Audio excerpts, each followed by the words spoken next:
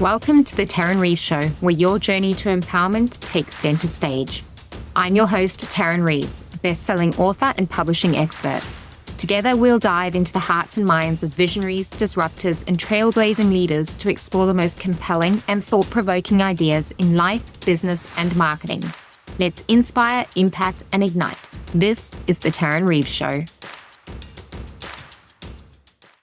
Good morning. It is a very early Saturday morning here in Australia, but I am being joined by the amazing Lucie the Light, all the way from Quebec, Canada. Thank you for joining us, Lucie. Now, I'll just tell the people a little bit about you, and then we'll jump into having a good old chat. So how does that sound? Sounds great. Okay, so Lucie is a dynamic speaker, transformational coach, and facilitator with a passion for guiding others towards prosperity and purpose. After more than 30 successful years in the financial industry as a financial planner, Lucie realized her true calling was beyond numbers. It was about helping others align their lives with their deepest purpose. In a bold move, she embraced her journey of self-discovery and stepped into her true purpose. That sounds amazing, Lucie. I can't wait to learn more about your journey thus far. Now, tell me what beyond the numbers looks like for you, because I know that you work with purpose-driven money now. Tell us more. Well, the career that I had for over 30 years in the financial industry and for more than 20 years as a financial planner brought me to where I am today. And I think you're referring to happy money, right? Happy money. My apologies. That's right. Yes. Yeah. All of this that I went through in this industry got me thinking that a lot of women are desperate to get rich. Interesting. Why do you think that is? Some of us realize that we have self-worth and that our power is inside of us, and giving our power away to money is a lack mindset. And we cannot build wealth on a lack mindset, unfortunately. And that's why I decided to create this happy money subject so that we can shift our mindset on telling the universe that we have enough money as it is. Thank you. And that the universe can send us more money. But if we go the other way around and we are desperate, please give me some money, it's a lack mindset. And the universe is not going to judge you. It's going to send you exactly what your energy, your frequency is all about. Yeah. So if you're wondering why you're always running after material possessions, you don't have enough time, not enough money, not enough of anything, you need to search for the right money, which is the happy money. And why I call it that way is because you are of service. You're yearning to be of service to others. And money flows from your creativity, from your gifts and talents. And instead of yearning for money, you're yearning to be of service to others. And it's a good way of letting the money flow to you, that happy money, that kind of money that is related to what you're here to accomplish, your own purpose that gives you your life meaning. And now this is not specifically for entrepreneurs, is it? This is like women in general. Yeah, absolutely. Anybody. Yeah. It doesn't matter if you're an entrepreneur, whichever woman is desperate to get rich needs to focus on that happy money. And it's going to transform your life because you're focusing on what is it that I can be of service to? Who's my audience? Who can I serve? It could be volunteering. It doesn't matter. But the money, the happy money will start to flow. If you detach, you let go, it will flow. So what does this term happy money mean to you? I'm getting a good concept, but can we summarize the term happy money? Well, like I just said, it's being connected to your own self-worth because it comes from within. And if you're looking outside of yourself, like money, material possessions, you're trying to be validated by people instead of validating your own self with all your self-worth, with your creativity, your gifts, talents, your passions, your expertise, your life experiences. And from there, when you have that connection with yourself and you believe in yourself, that's when you can start creating that kind of money. So essentially money is energy. Is that what you're saying? Absolutely. Absolutely. You got it, Tarryn. Yeah. Interesting. Okay. So coming from the financial industry, which is quite male dominated still, was there a pivotal moment in your career?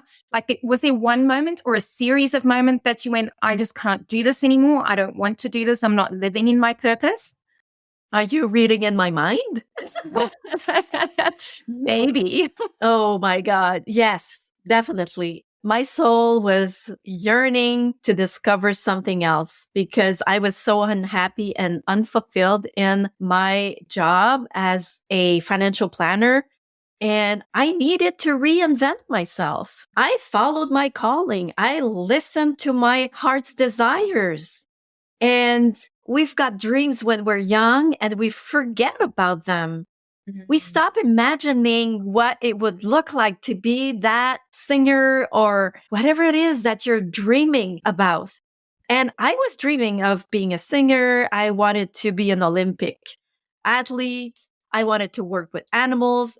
We have a lot of imagination when we're young. But if we come back to that initial dream, there's something in there that we need to discover. And that's what I discovered, that I was meant to be a speaker and share my music in another way. And this job that I had was not fulfilling me. So, and yes, this male energy is part of this industry, but it was not fulfilling me anymore. I was very spiritually evolving and I couldn't connect to that industry anymore. So I decided to get curious and in wonder and receptive and open, and eureka. In 2020, I got the answer. It finally came to me.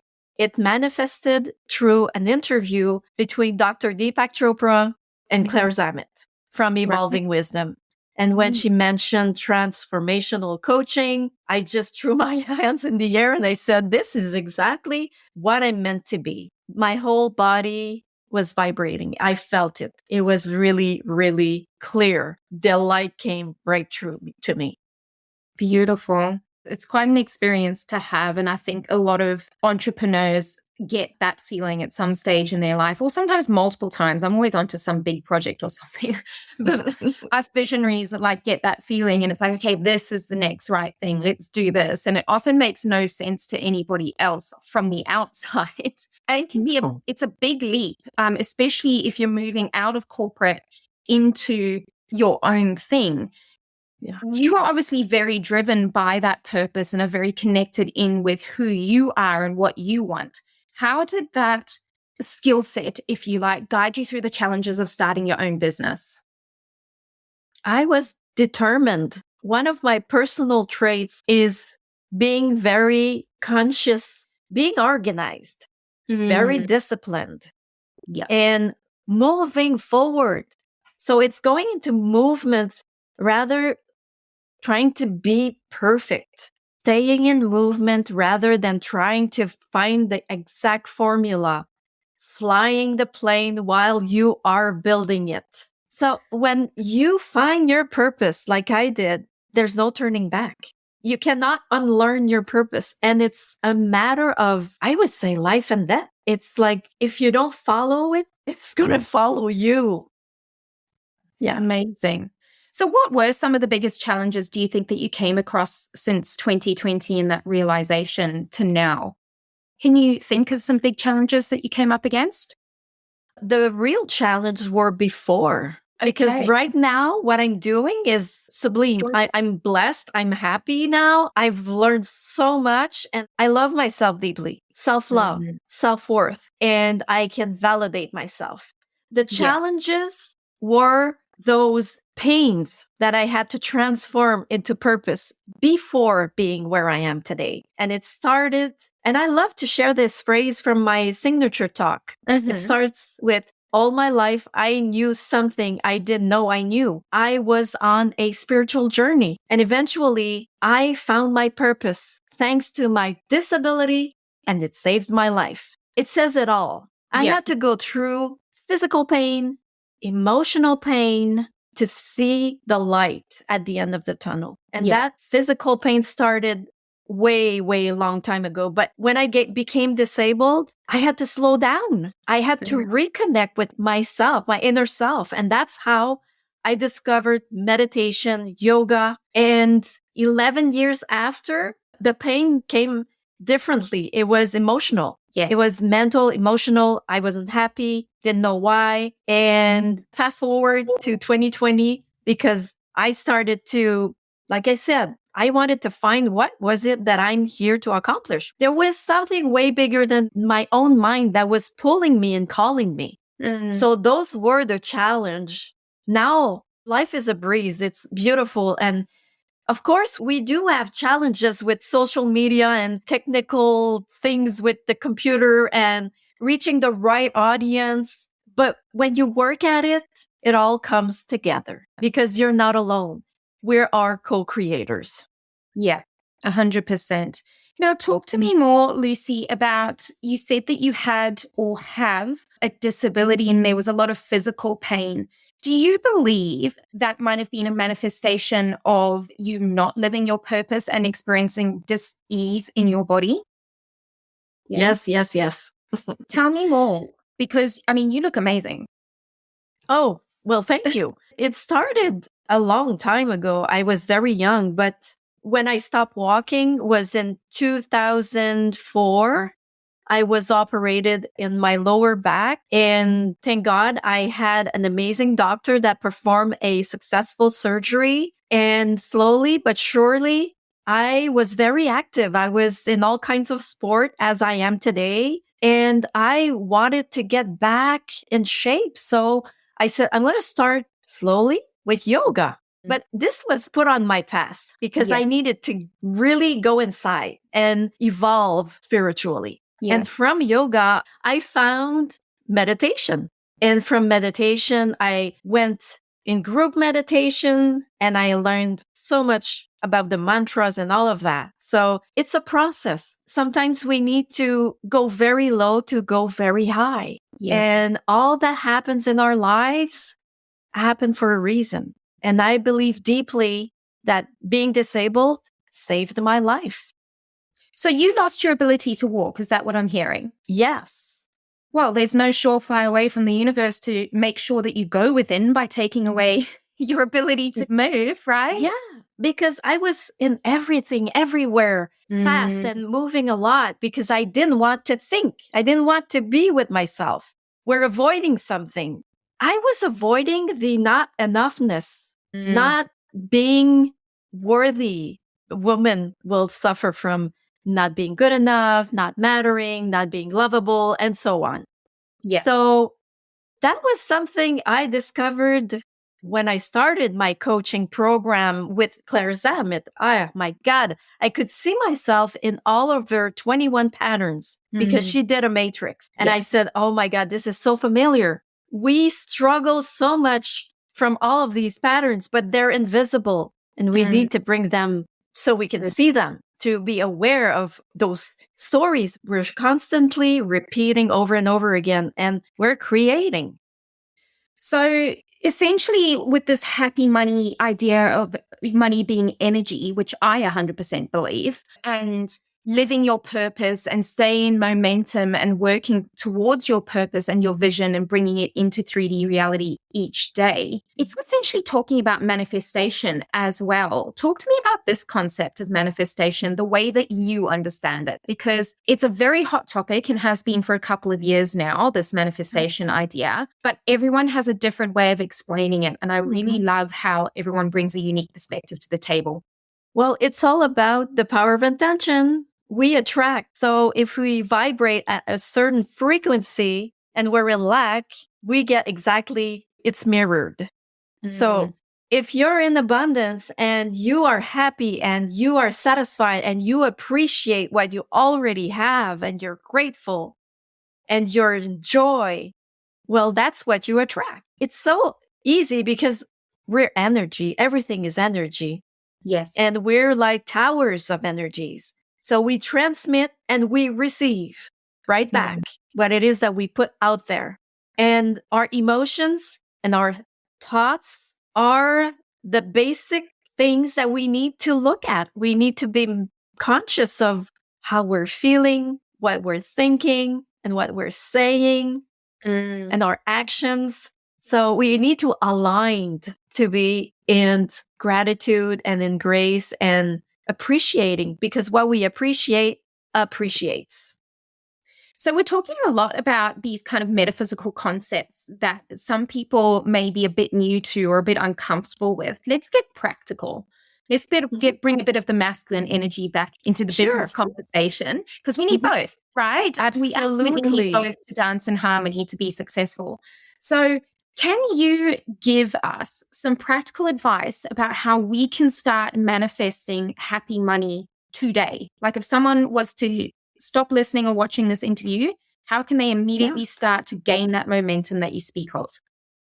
Well, just like I said, we need to slow down. We need to be quiet sometime and listen to what our soul is telling us. And that's easier said than done, right? It's all well and good to say slow down, but society has conditioned us, and our generational wounding has conditioned us to do more, be more, want more, seek more. And to tell somebody who's so stuck on that hamster wheel to slow down can be a pretty confronting thing. How do we actually slow down, and how do we listen? Well, we listen from down here instead of up here, because our ego mind is set to protect us, and it's going to stop us in our tracks to whatever we feel like we want to try something new. So we need to remember that our ego is trying to protect us, and to thank it and to tell it that you're in control, and to listen to what your soul is yearning for and moving forward with it. So really discovering, exploring, going out there, trying new things. If you always listen to your ego mind, it is scary sometimes. I go down into fear, but I choose the type of anxiety that I want to, and the level of anxiety that I want to live. So let's say you want to be a speaker. You want to go on stages, but you never spoke in front of people. You're not going to be on a stage tomorrow. You're going to start talking on maybe Facebook Live or with friends, groups of friends. And there's a ladder. You start small steps, one after the other, because that stage is up there. So your anxiety doesn't go up higher than from 0 to 10, up to 5.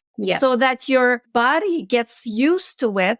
And then as soon as that anxiety comes back down, the body will recognize that, oh, okay, I'm okay. I didn't go into a fight or flight, and it's all good. I can manage this.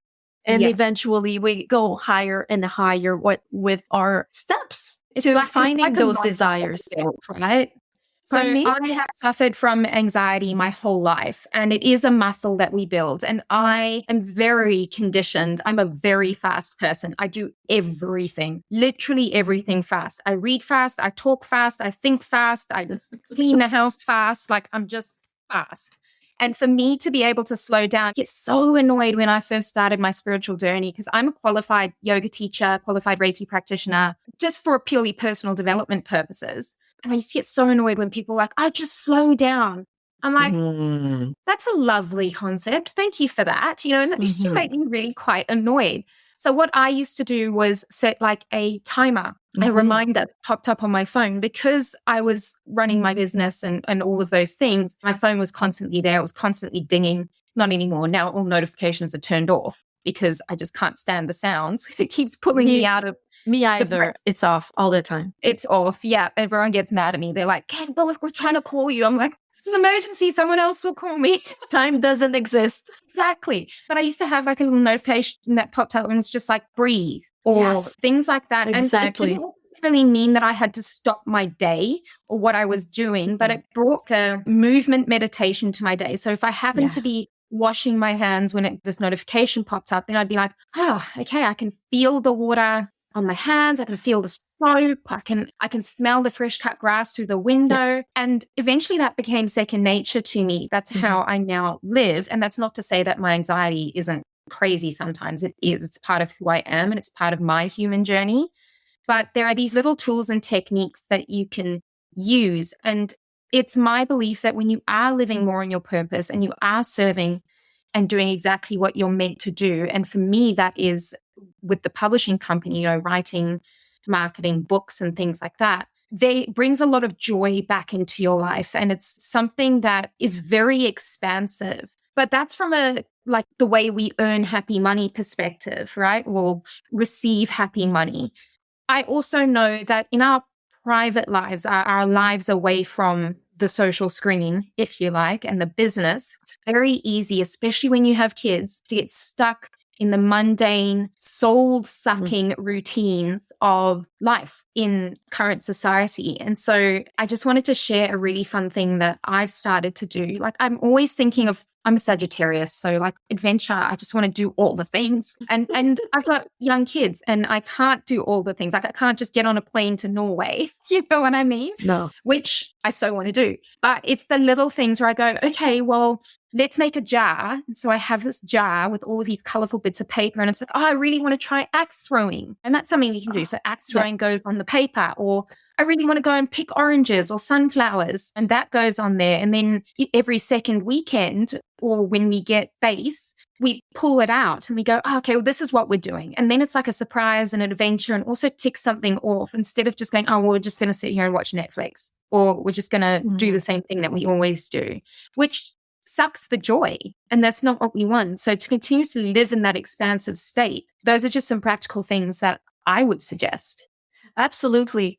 And you made me think of something that I recently started to practice again, and it's piano. I was young. I was like 7 years old and I wanted to play piano. So it's a passion of mine and it's always been there. It's always going to be there. But the way that they taught us was with an accordion, and the darn thing was so big and it would pinch my thighs. So I didn't tough it. I stopped. Eventually, my young adult in my 20s, I took some piano lessons, but it didn't stay because of the way I felt inside. I was like, nah. And about 11 years ago, I bought a piano and it's in my solarium and it's wonderful. And it was standing there. And about 2 months ago, I said, okay, I need to start playing piano because it works marvelous things with our creativity. It opens up things. So I started over again, and I'm not going to stop this time because it's just fulfilling. It brings me joy. Yes. And do you know what I find so interesting about that? Because I have a very similar thing. I used to play piano as a young child and I played for years. And then I stopped playing because I was like, oh, this isn't practical. I'm not going to be like a famous piano person. Like, what's the point? I really fell into my masculine way of being. And something I also noticed in my daughter, now my daughter plays piano. My daughter is 8 currently. Yeah. And with trying new things, it's always like, well, what if I'm not good enough? Exactly. It's like, well, what's the point? What if it sounds bad? And that's totally not the point. Since then, I've played piano. I've played the guitar. I've played harp, like the Irish harp. And some of them I haven't stuck with because it wasn't my thing, but I was curious. I'm not going to play it in front of an audience, but I'm doing this for me because it's my time, and that it doesn't need to be practical all the time. It's an exploration of culture, creativity, learning something new. And I find the same thing with languages. So I know Shona, French, Indonesian, because I wanted to. Exactly. Me. So we're not going to have a cold conversation in French. I dare you. It's these little explorations that really can fill your cup up. So I would suggest to people, park that little voice that says, oh, that's not practical. I don't have time to do that. I've got better things to do. I'm not good enough. You're doing it for yourself. Yeah, exactly. I'm not doing this to show off. I'm doing it to up-level my creativity, and it opens up things. So it's all about validating ourselves. Yeah. We don't need to be validated by other people. Twinkle, Little Star, then awesome. It's going to be a great rendition of Twinkle, Twinkle, Little Star. It doesn't matter. It's awesome. It is. It's a lot of fun. So what other tips for happy money can you give us, Lucie? Is there anything else that you want to add before we discuss books? Well, the thing that I learned is that when you choose something that you want to try and you're scared, and you are drawn to it, is to really give yourself time, but to try it, not be scared and not letting that ego stop you, but also being in movement and not being worried about being perfect, because that doesn't exist. So just take that step, move forward. And for people that are wondering how to get and find their own true purpose, is all about exploration, about your passions and those dreams you had when you were a youngster, and go back to those dreams. And there's something similar. Might not be exactly that dream, but it's very close to it. And to explore and find out what it is, what your gifts are, what your talents are, what your dreams are, and your passions, and even your life experiences and your expertise. And from there, you will find more about what it is that you are meant to do. And I invite my clients to do is to ask at least 10 people. It can be friends, family, or even people that don't know you that much. Ask them what they sense when you come into a room. What do they feel? That's your essence. It's something you won't see. It's like the fish in the water doesn't see the water. And by asking other people what they feel, they will tell you who you truly are through their eyes and their feelings. So that's one thing that I'd recommend if people are yearning to learn more about their own true purpose, to give their life more meaning and to seek help. There are coaches. And I am a true purpose coach as well, to help people to find their own true purpose and their yearnings, and coming back to what it is that I'm meant to be, to do, and who am I meant to serve. Beautiful. It's so funny that you mentioned, like, look back at it in your past and all of the little things that you've been doing, because I mean, I have a degree in criminology, right? It's got nothing to do with publishing or business. But looking back, I started my own library when I was 6 years old, and I would charge all the neighborhood kids. I would hire my books. You are a businesswoman already. That's awesome. I set it up in my cubby house and everything. And then I've always read. Reading for me is such a joy. I read for fun as well. I read manuscripts all day. I work in the industry all day. And then I'm like, oh, I'm just going to read a book in the bath, because it's just who I am. But then moving through, and I got the degree in criminology, and I worked in the railway and all those sorts of things, completely out of purpose. And the universe let me know about that hard. I got really sick. But I then started working for an editor. She used to subcontract some editing to me. And I naturally fell into all of these people who had books and then were their virtual assistants. And then I was like, oh, I'm just going to start a publishing company. And it's so funny, that fear as well, because to me, when I feel scared, when I am in that fear, I know I'm in the right spot, because I go, this is the next right thing, because I'm scared of it. That's within business, not if I'm crossing a busy road and I go, okay, I'm scared because there's a truck running to the You're not that kind of scared. It's that uncomfortable ego thing to go, oh, what if it doesn't work? Yeah, but what if it does? How amazing. Let's start getting comfortable being uncomfortable. 100%, because that's where the growth is. And I don't think the little seed in the ground is particularly comfortable when it's splitting open and trying to push through the soil to grow. It's the same kind of concept with us. Yeah, I love that metaphor. It's beautiful. Yeah. Now, we have a tradition on this podcast called the book drop, where I ask each guest who comes on what their favorite book is that has transformed their life or given them an amazing lesson, either personally or professionally. What have you got for us, Lucie? Let's add it to the list. Okay, so The Soul of Money from Lynn Twist. She's my shiro. I've learned so much from her. Her saying is, let your soul inform your money and your money express your soul. Oh, I love that. Actually, I just thought mic drop. So Lynn Twist, The Soul of Money.